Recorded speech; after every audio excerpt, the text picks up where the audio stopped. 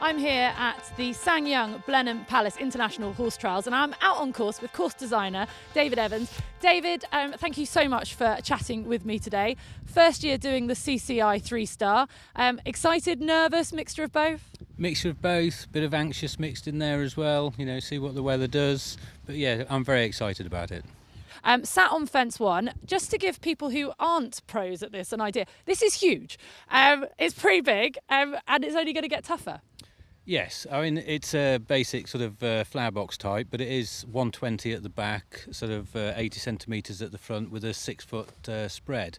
But, you know, people have to come and see to see the actual size of it, because you can't always see it on TV. And you're at end of the season now, we're in September. I'm guessing you want to make this as tough as possible. Would I be right in saying if horses go well here, they're looking at moving up to 4-star?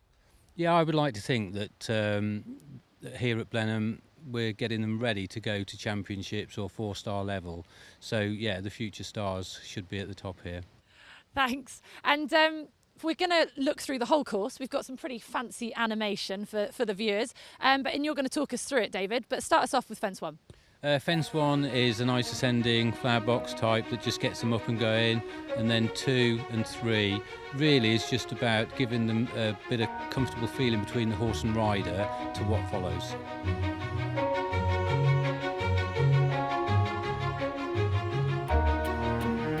Now we're galloping through the park, left-handed, straight line gallop, and then we come to number 4, which is the BPIHT complex.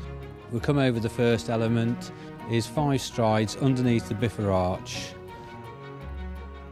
Then we turn right-handed and go to the Townfield Saddlery Flyer, up to the dew pond next, which to some of the horses will cause a little bit of a look because of all the trade stands. So after the dew pond, after they've jumped that enormous looking tail, this is where we have a crossover point, but we're going on to the south lawn. David, you've brought me up here to the south lawn where you've built these new fences. First of all, that is some view. Was that your intention? It was. I mean, I just love the palace. What a backdrop. And we've got 7, A, B and C, and then fence 8 here. Talk me through, because it looks like over there you've got an oxer and then some quite beautiful dragons. Yeah, I do love the dragons.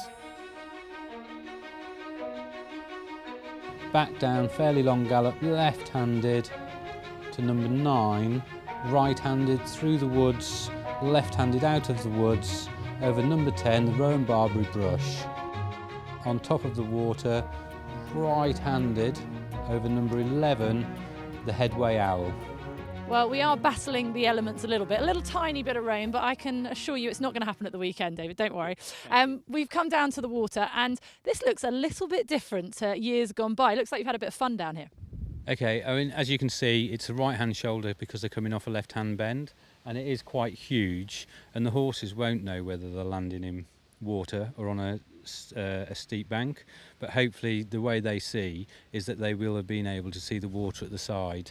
There's an angle on the brush, and that will just help them hopefully land where I want them to land and get the 2 strides to the narrow. And coming out of the water in the distance, I can see gates. They're white and shining beacons over there that the rider's got to aim for. Why have you put gates coming out of the water? Well, in the past, because it's such a long water, the horses, the riders get a little bit of speed up, and we've always had to have a combination there to make them think about what they're going to do. Whenever we've tried to have a single fence, they just sort of meet it in all different ways and speeds. So I thought, well, you know, they'll respect a gate, hopefully. So this is assuming the riders are going to be thinking, getting them thinking coming out of the water? Absolutely. Out of the water, over the gates, gallop for a little while, right-hand turn to the big picnic table, again maximum spread fence, left-handed over the first class full pro fence, then we gallop straight for a little while, go right, left over the Sanyang Tivoli crossover, right-handed to the doghouse combination.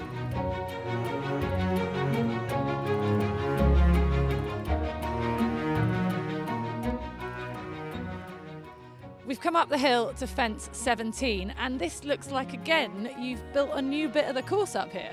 Yeah, just try to make it a little bit different and make use of the sort of undulation into the wood and out of the wood, the use of dark and light, coming into the dark, going out, and the light, and make a 4-part combination.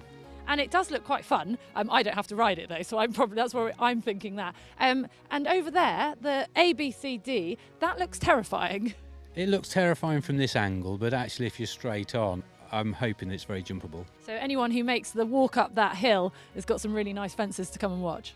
Yeah, hopefully they're nice, they're forward, they're encouraging, they're very readable to the horses.